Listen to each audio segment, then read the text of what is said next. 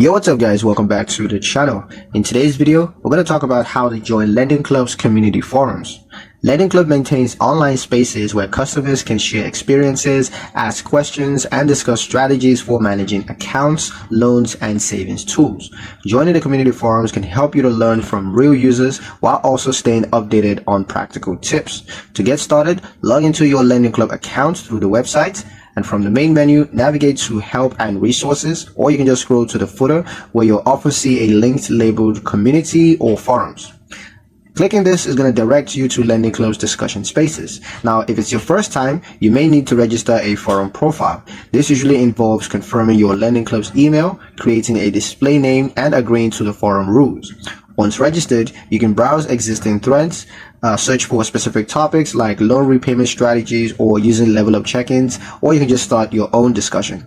Participation is optional but valuable. You're going to gain insights from people who face similar challenges, and you may also see responses from Lendingclub's representatives who clarify commonly asked questions.